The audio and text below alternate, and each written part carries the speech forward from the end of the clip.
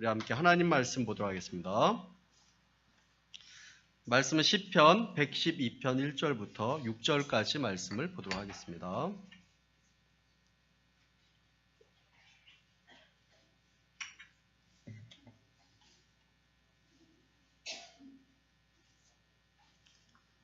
시편 112편 1절부터 6절까지 말씀입니다.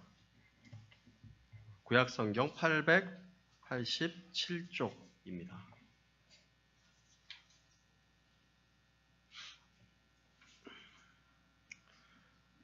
우리 함께 합독하도록 하겠습니다. 자, 시작. 할렐루야. 여호와를 경외하며 그의 계명을 크게 즐거워하는 자는 복이 있도다. 그의 후손이 땅에서 강성하며 정직한 자들의 후손이 복이 있으리로다. 부와 재물이 그의 집에 있으며 그의 공의가 영구히 서 있으리로다. 정직한 자들에게는 흑암 중에 빛이 일어나나니 이는 자비롭고 긍휼이 많으며 의로운 이로다.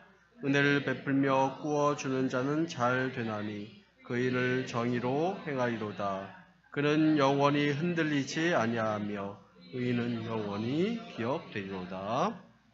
아멘. 자, 우리 한번 옆에 사람들과 이렇게 밝게 웃으면서 인사했으면 좋겠습니다. 우리 사랑합니다. 축복합니다. 한번.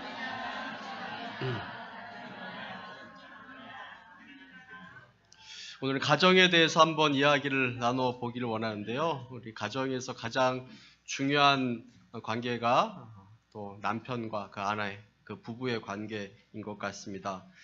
미국 사람들이 쓰는 말 중에 내가 결혼한 내 남편은 어디 갔는가 하는 그런 말이 있다고 합니다. 내가 결혼한 그 남편은 어디 갔는가.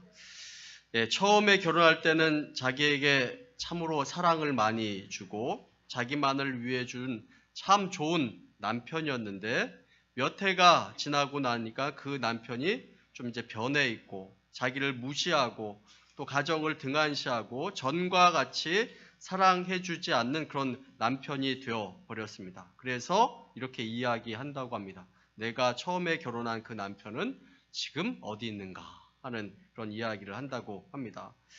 이런 말은 아내에게도 할 수 있을 것입니다. 내가 결혼한 내 아내는 어디 갔는가?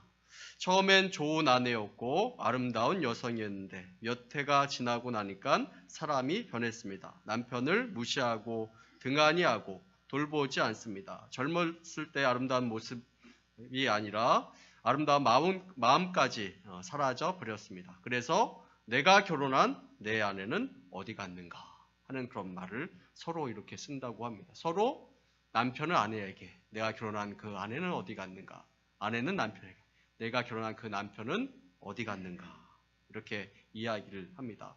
부부관계에서 한번 우리가 생각해 볼 수 있는 그런 이야기가 아닌가 하는 그런 생각을 해봅니다. 또 어느 동네에 두 집이 이웃을 하면서 살고 있었습니다. 그런데 한 집은 시부모님을 모시고 사는 그런 대가족이었고 한 집은 젊은 부부만 사는 그런 가족이었습니다. 단란한 모습으로 살기 위해 노력하는 두 가정의 모습이 있었습니다. 그런데 이상하게도 대가족을 이룬 그 가정은 항상 화목하고 웃음꽃이 활짝 피는데 부부만 사는 그 가정은 항상 부부싸움이 많이 있었고 잦았다라고 이렇게 합니다. 그래서 이 둘만 사는 그 부부 중에 이 아내는 이웃집의 그 화목한 그 모습을 보고 큰 의문을 가지고 하루는 그 가정 가운데 이렇게 과일 상자를 가지고 찾아갔습니다. 그리고 과일을 깎아 먹으면서 대화를 나누는 과정 가운데 대개 가정은 대가족인데도 불구하고 웃음이 떠날 줄을 모르고 우리는 둘만 사는데 이렇게 매일 싸움만 하고 사는데 선생님, 대개 그렇게 화목하게 지내는 그 비결이 있으면 말씀해 주시기 바랍니다. 이렇게 물어봤다고 합니다. 그래서 이웃집 사람은 이렇게 대답했다고 합니다. 아, 네. 그것은 당신네 두 분은 모두 훌륭하고 우리 가족은 모두 바보이기 때문에 그렇습니다. 이렇게 이야기를 했다고 합니다. 이 말을 들은 이 젊은 이 여인은 다시 되물었습니다. 아니 그게 무슨 말씀입니까? 라고 이렇게 물었습니다. 그러자 그 집주인은 대답을 했습니다. 오늘 아침에 있었던 일입니다. 내가 출근하다가 그릇에 담겨있는 물을 엎질렀습니다. 그때 나는 내 아내에게 내 부주의로 물을 엎질러서 참 미안하다고 하면서 용서를 청했습니다. 그랬더니 제 아내는 뭐라고 대답했냐면 아니요. 내가 생각이 모자라서 물그릇을 그곳에 두었으니까 내 잘못입니다. 라고 이렇게 대답했습니다. 그리고 나를 용서해 주시기 바랍니다. 라고 이렇게 이야기했습니다. 그런데 또 그 옆에 있었던 저희 어머니께서는 뭐라고 이야기했냐면 아니다. 나이살 먹은 내가 그것을 보고도 그대로 두고 있었으니 그 모든 것은 내 잘못이다. 라고 이렇게 대답했습니다. 이렇게 서로가 서로를 위해서 바보가 되려고 하니 싸움을 할 수가 없습니다. 라고 이렇게 대답을 했다고 합니다. 그래서 그 이후에 이 젊은 부부는 이웃집의 그런 이야기를 듣고 크게 깨달아서 화목하게 살았다 하는 그런 이야기입니다. 요즘 뉴스를 보면 우리나라의 청소년들의 대부분은 학년이 올라가면 올라갈수록 가족들과의 그런 대화가 많이 줄어든다라고 이렇게 이야기를 합니다. 청소년들 가운데 자살을 생각해 본 경험이 있는 청소년들이 10명 중에 2명 정도 이렇게 된다라고 이렇게 이야기를 합니다. 어쩌면 그 이상 나타내지 않은 그 속마음이 더 많이 있을런지 모르겠습니다. 며칠 전에도 학생 한 명이 아파트에서 이렇게 뛰어내려서 투신을 한 그런 사건이 또 뉴스에 나왔습니다. 그리고 학년이 올라가면 올라갈수록 가정 안에서 혼자 있는 그 시간이 늘어나게 되고 또 혼자 있으려고 하고 또 인터넷이나 컴퓨터 또 휴대폰 같은 것들을 사용하려고 하는 그 시간이 점점 늘어난다라고 이렇게 이야기를 합니다. 실제로 OECD 국가 중에서 청소년들의 행복 지수가 가장 낮은 나라가 바로 우리나라라고 이렇게 이야기를 합니다. 우리가 가정하면 생각나는 그런 찬송가가 있습니다. 559장의 사철의 봄바람 불어있고 하는 그 찬양입니다. 사철의 봄바람 불어있고 하나님 아버지 모셨으니 믿음의 반석도 든든하다. 우리 집 즐거운 동산이라. 고마워라 임마누엘. 예수만 섬기는 우리 집. 이런 찬양을 이렇게 불러보면 우리 마음이 왠지 모르게 이렇게 가슴이 뿌듯해지고 정말 우리 가정이 정말 그와 같이 찬양의 가사같이 행복한 가정이 되었으면 하는 그런 소망을 더 크게 품게 되는 것을 우리는 경험하게 됩니다. 여러분들의 가정 안에서 무엇으로 행복을 느끼면서 또 무엇으로 행복을 누리면서 살아가고 계십니까? 혹시 그냥 TV를 보면서 행복을 누리고 또 그 안에서 행복을 찾으려고 하는 그런 삶을 살아가고 있지는 않습니까? 아니면 스포츠 중계나 이런 것들을 보면서 아니면 연예인들 이런 뉴스거리를 보면서 그 안에서 기쁨을 누리는 그런 삶을 살아가고 있지는 않습니까? 혹시 그냥 운동을 하면서 그 안에서 행복을 누리는 그 안에서 행복을 찾는 그런 삶을 살아가고 있지는 않습니까? 오늘 말씀에 비추어서 하나님 말씀으로 세워져 가는 우리 가정을 한번 우리가 생각해 볼 수 있게 되기를 간절히 원합니다. 괴테는 이런 말을 했다고 합니다. 임금이건 평민이건 자기 가정에서 행복한 사람이 가장 행복한 사람이다 라고 이렇게 이야기를 했습니다. 가정에서 평안하고 가정에서 즐겁고 가정에서 행복한 사람이 이 세상에서 가장 행복한 사람이다 라고 이렇게 이야기를 한 것입니다. 가정이 평안한 사람은 그리고 가정 안에서 행복한 그런 사람은 어디에서든지 활발한 또 기쁨이 넘치는 그런 삶을 살아갑니다. 그의 삶 가운데 힘이 넘치고 생기가 넘칩니다. 부부가 평안하고 자녀들 간의 관계에서도 어려움이 없고 또 물질적인 측면에서도 또 어려움이 없고 또 그 가정 가운데 행복이 넘치고 기쁨이 있다면 이 세상 그 어떤 것보다 이렇게 더 큰 만족을 누리는 그런 삶을 살아갈 수 있을 것입니다. 그리고 더욱이 그 가정이 정말 하나님 중심의 그런 삶을 살아간다라고 한다면 아마 모든 것을 다 갖춘 가정이다라고 이렇게 이야기할 수 있을 것이고, 정말 하나님의 귀한 축복을 누리는 가정이다라고 이렇게 말씀드릴 수 있을 것입니다. 오늘 시편 112편 말씀에는 하나님의 말씀으로 살아가는 그런 가정, 그런 가문에 대해서 이야기를 하고 있습니다. 이 말씀과 짝이 되는 말씀이 바로 시편 1편에 나오는 말씀입니다. 시편 1편에 나오는 말씀을 보면 1편 1절의 말씀을 제가 읽어드리면, 복이 있는 사람은 악인들의 꾀를 따르지 아니하며 죄인들의 길에 서지 아니하며 오만한 자들의 자리에 앉지 아니하고 오직 여호와의 율법을 즐거워하여 그 율법을 주야로 묵상하는도다 라고 이렇게 말씀하고 있습니다. 시편 1편에는 복에 대해서 이야기하고 복이 있는 사람에 대해서 이야기를 하고 있습니다. 그런데 시편 1편에서 말한 그 복이 있는 사람이 받는 그 복에 대해서 말씀하고 있는 그 말씀이 바로 시편 112편에 나오는 그 말씀입니다. 그래서 시편 112편에서는 시편 1편에서 말한 복 있는 사람이 받는 그 복에 대해서 구체적으로 설명하고 있는 것입니다. 그래서 110편 1절 말씀 보면 할렐루야 여호와를 경외하며 그의 계명을 크게 즐거워하는 자는 복이 있도다 라고 이렇게 말씀하고 있습니다. 여호와를 경외하며 그 계명을 크게 즐거워하는 자라고 이렇게 말씀을 하고 있습니다. 이 세상의 그 어떤 자보다 여호와의 율법을 즐거워하는 자가 복이 있다라고 이렇게 말씀을 하고 있는 것입니다. 이 말씀을 쉬운 성경에서는 이렇게 말씀하고 있습니다. 여호와를 두려워하는 사람은 행복한 사람입니다.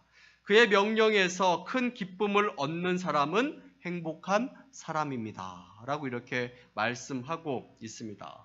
우리가 사실 여호와를 즐거워하고 하나님의 말씀을 즐거워하는 자는 잘 될 수밖에 없습니다.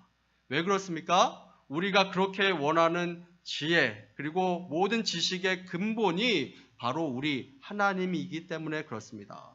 그렇다면 하나님의 놀라운 축복을 누리는 가정, 그 가정을 우리 모두가 이루기를 원하는데 시편 112편 말씀을 누리는 그 가정이 되려면 우리가 어떤 가정이 되어야 할까요?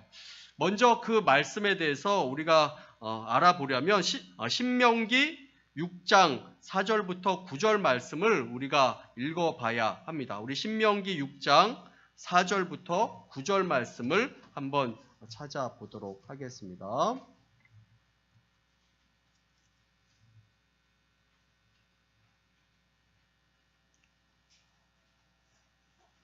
신명기 6장 4절부터 9절까지 말씀입니다.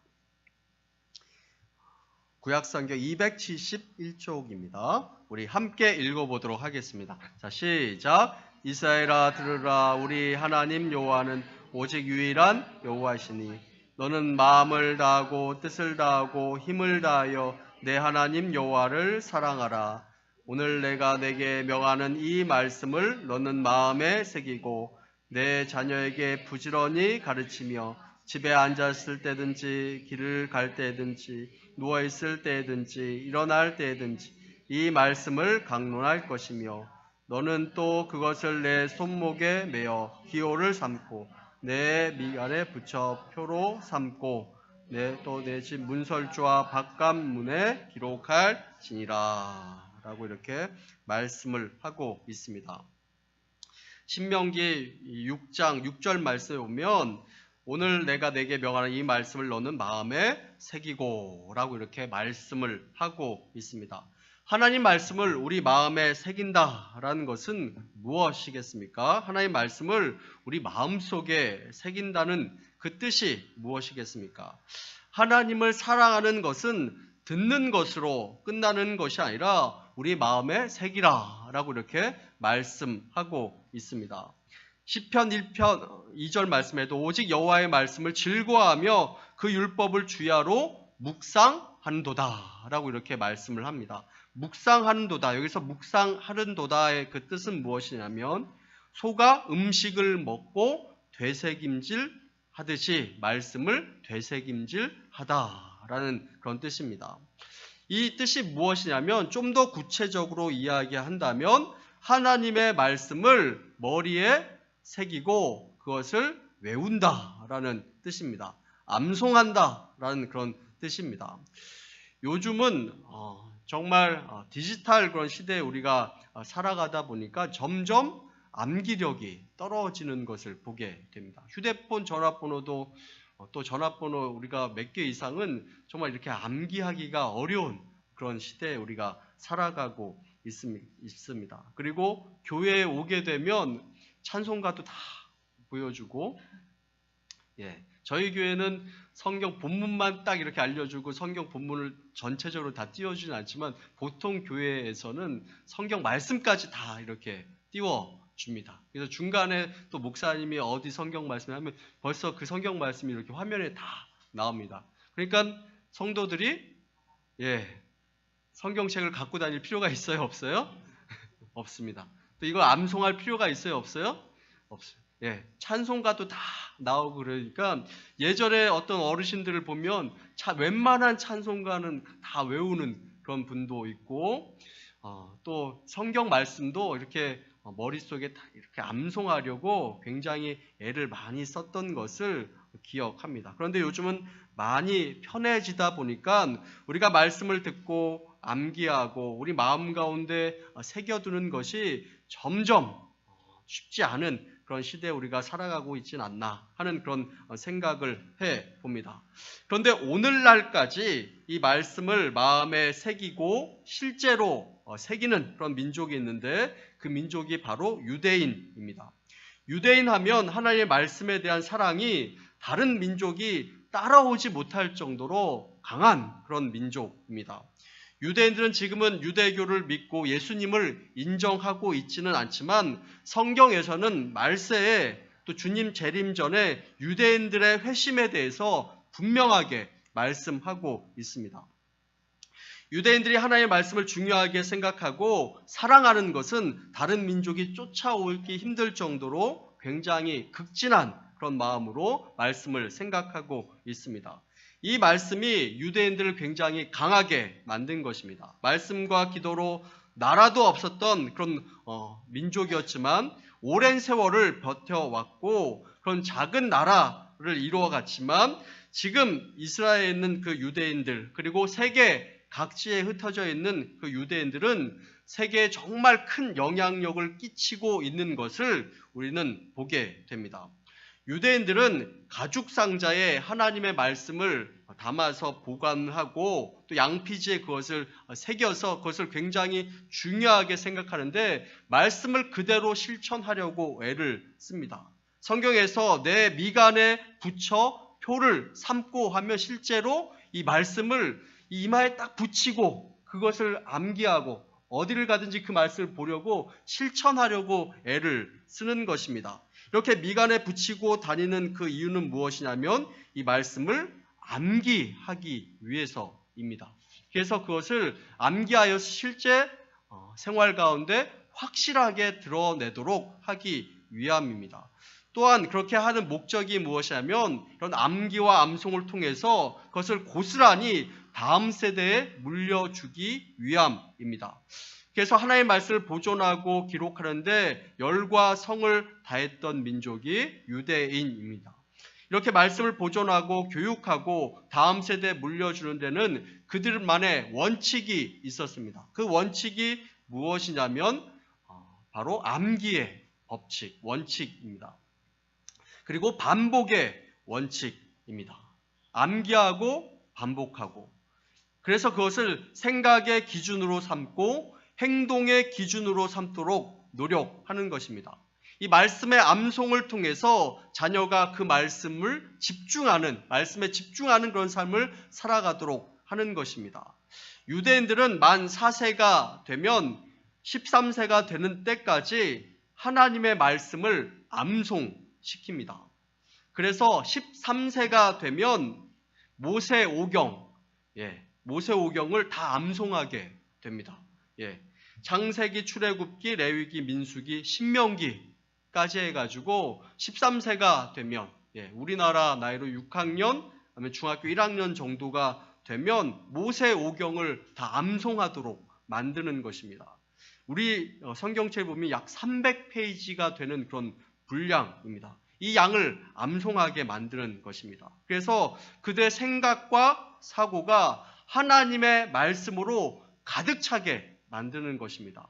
그래서 하나님의 말씀과 함께하면 된다, 가능하다, 할 수 있다 하는 그런 긍정적인 그런 사고, 생각을 마음에 새기도록 만드는 것입니다. 이처럼 유대인들은 하나님의 말씀을 마음에 새깁니다. 그리고 생각에 새기고 자기의 기억에 새기는 것입니다. 또한 유대인들의 가정에서는 말씀을 실제적으로 가르치는데 오늘날까지 그 유대인들의 하나님의 말씀을 가르치고 또 말씀이 대대손손, 자녀 손손에게 잘 전달되는 그 이유가 무엇이냐면 말씀 교육을 어디에서 하냐면 바로 식탁에서 하기 때문에 그렇습니다. 모여서 밥을 먹는 그 자리에서 말씀 교육을 하고 말씀을 가르치기 때문에 이 말씀이 후대에 잘 전달이 되는 것입니다. 식탁에서는 3대가 모이기도 하고 4대가 모이기도 합니다. 식사를 하면서 하나님의 말씀을 나누고 가르치는 것입니다. 그런데 특징이 있는데 그 특징이 무엇이냐면 가장이 가르친다 하는 것입니다. 가장이 가정의 식탁을 통해서 하나님의 말씀을 직접 가르치는 것입니다. 식탁에서 하나님의 말씀을 가르치고 말씀을 암송시키도록 하는 것입니다. 하나님의 말씀이 이 가정의 가장을 통해서 세대와 세대로 전수가 되고 전달되고 계속적으로 끊임없이 흘러가도록 만드는 것입니다. 그래서 가정 가운데 가장의 역할이 얼마나 중요한가 하는 것을 우리는 생각해 볼 수 있습니다.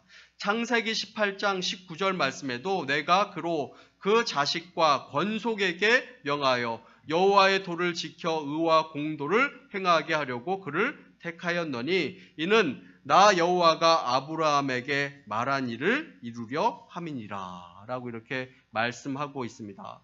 하나님께서 아브라함에게 명하셨는데 자식과 근속에게, 자기의 가족들에게 명령하셨다라는 것입니다. 여호와의 도를 지켜 의와 공도를 행하게 하려고 아브라함을 택했다라고 이렇게 말씀을 하고 있습니다. 우리 가정 가운데서도 누가 그 역할을 해야 하냐면 바로 가장이 해야 합니다. 특별히 가정의 그 남편분들 또 어르신들이 그런 역할들을 해야 하는 것입니다. 그렇기 때문에 우리들이 그 가장을 위해서 많은 기도를 해야 되는 것이고, 혹시 가정 가운데 남편이 신앙생활 하지 않고 믿지 않는 그런 가정이 있다면 끝까지 포기하지 말고 기도해야 되는 그 이유가 바로 이렇게 이 가운데 있는 것입니다. 왜냐하면 이 가장의 역할이 가정 가운데서 굉장히 중요하고 가장을 통해서 하나님의 말씀이 전달되고 전수되기 때문에 그렇습니다. 가장을 통해서 하나님의 말씀이 가르쳐지고 하나님의 말씀이 전달된 그 가정에서는 그 가정 가운데 하나님의 놀라운 축복을 경험할 수 있는 것입니다. 가정사역을 하시는 정태기 목사님이란 분이 있는데 가정치유사역을 많이 하시는 그러한 분입니다.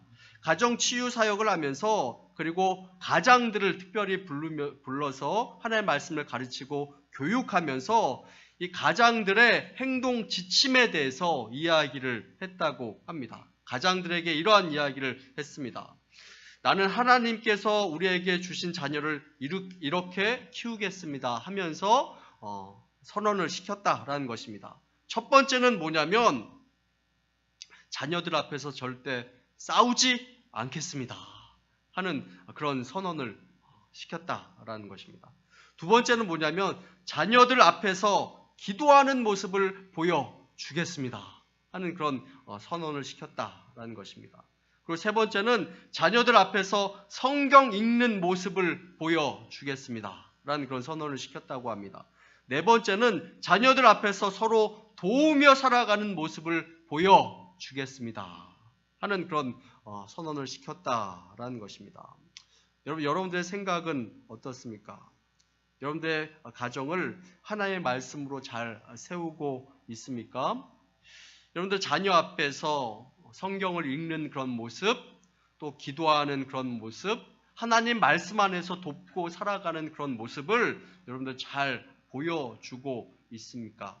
하나님 말씀을 가르치며 교육하는 것이 얼마나 중요한가 하는 것을 우리가 생각해 보기를 원하고, 나는 우리 가정 가운데서 그 역할을 잘 했는가 하는 것들을 돌아볼 수 있게 되기를 간절히 원합니다.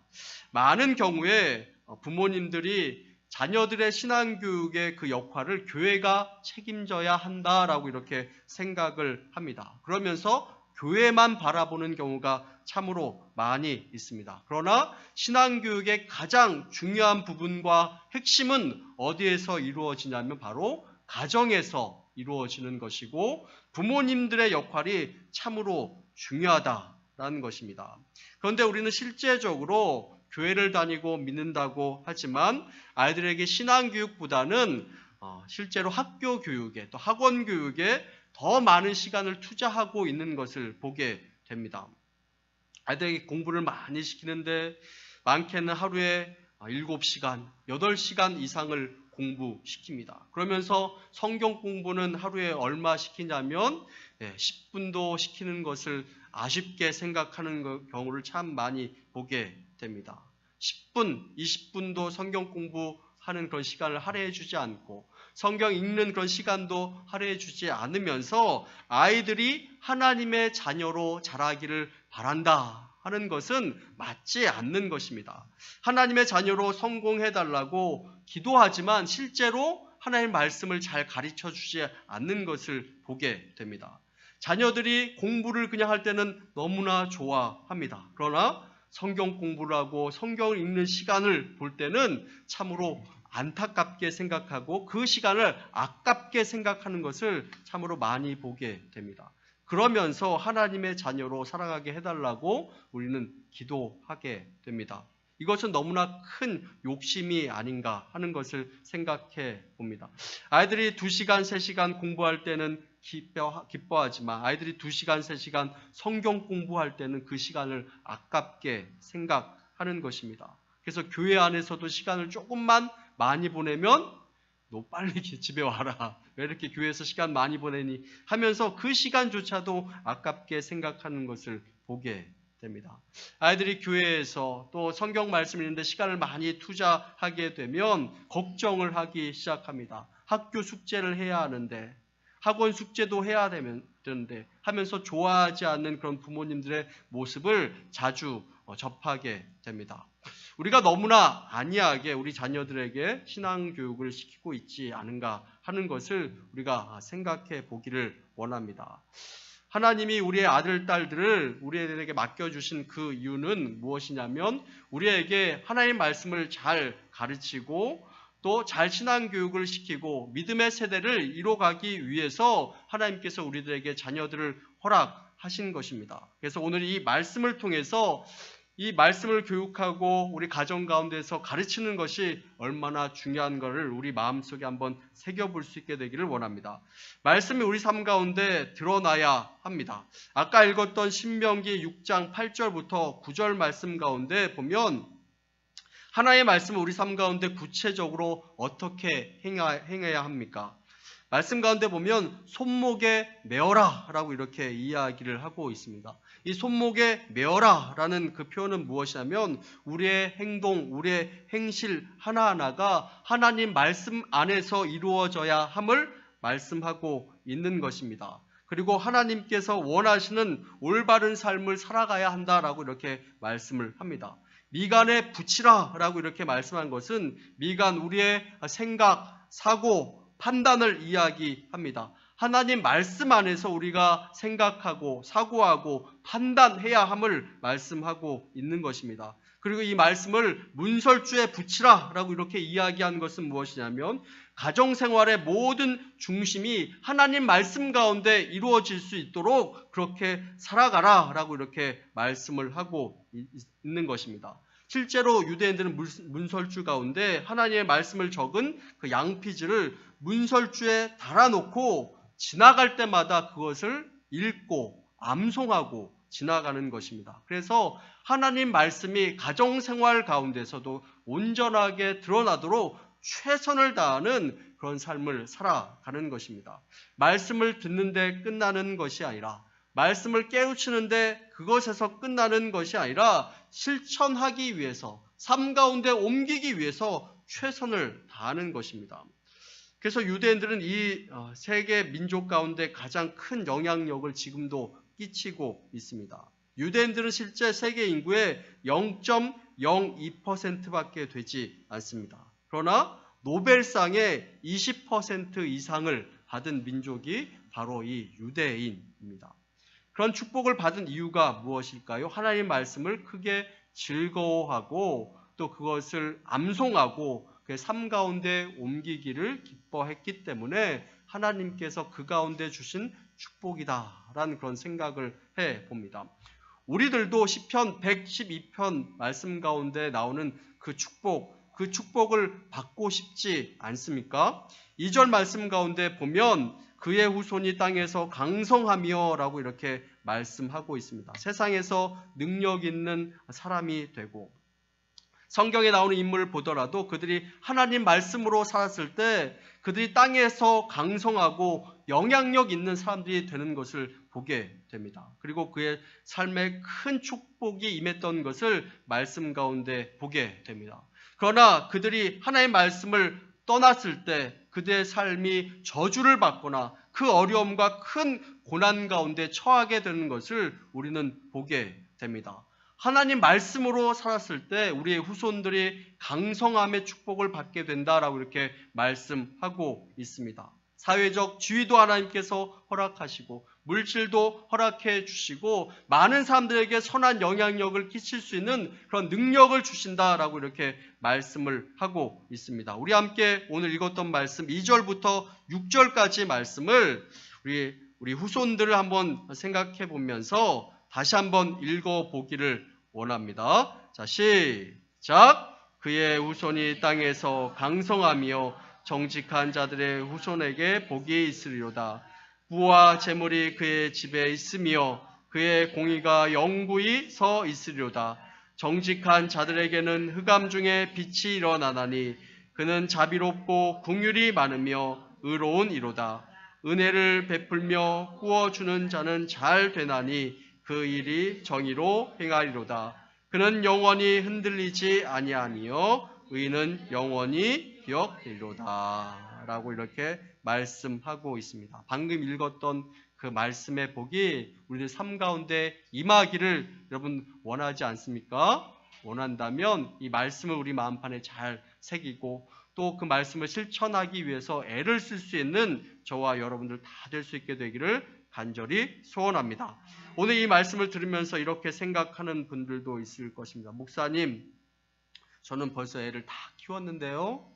이렇게 이야기하는 분들도 있을 것입니다. 그렇지만 손주들이 있지 않습니까? 그들에게 무엇을 말씀하고 무엇을 들려줘야 하겠습니까? 식탁에서 하나님의 말씀을 나누고 가르치고 신앙의 유산으로 남겨주는 일에 우리가 최선을 다해야 하는 것입니다.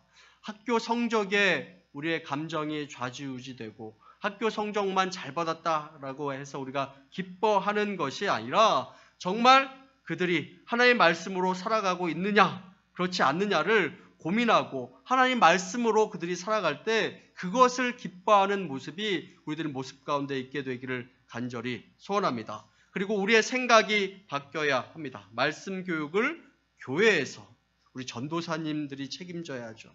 우리 교회 선생님들이 책임져야죠. 이렇게 하는 것이 아니라 부모님들이 말씀을 아이들과 함께 읽고 함께 나누고 또 그들에게 말씀을 읽을 그 시간을 할애해 주고 신앙의 삶을 함께 살아갈 때 그 삶이 영향력이 있고 우리 자녀들에게 전해질 수 있는 것입니다. 그렇게 함으로 신앙의 유산을 우리 자녀들에게 잘 물려줄 수 있게 되기를 간절히 소원합니다. 우리가 다른 것들도 중요하다라고 이렇게 생각할 수 있을 것입니다. 그러나 가장 중요한 것이 무엇인가 하는 것을 생각해 보기를 원합니다. 가장 중요한 것, 신앙의 유산을 우리 자녀들에게 잘 물려주는 것입니다. 그것이 가장 소중하고 가장 의미 있고 또 가장 영원한 것입니다. 오늘 시편 112편의 말씀의 축복이 저와 여러분들의 가정 가운데 충만하기를 간절히 소원합니다. 우리 함께 기도하겠습니다. 하나님, 하나님의 은혜를 함께 나눌 수 있도록 인도하여 주시니 참으로 감사합니다. 하나님, 우리 가정이 하나님의 은혜가 가득한 가정이 되도록 인도하여 주옵소서. 하나님의 축복을 누리는 가정이 되기를 원합니다. 하나님의 말씀을 우리 마음에 늘 새기도록 인도하여 주옵시고 그 말씀을 우리 자녀들에게 잘 가르치는 우리 모두가 되도록 인도하여 주옵소서. 특별히 각 가정의 가장들이 바로 설 수 있도록 인도하여 주옵시고 믿음으로 바로 서서 하나님의 축복이 온 가정 가운데 전달되고 넘치도록 하여 주옵소서.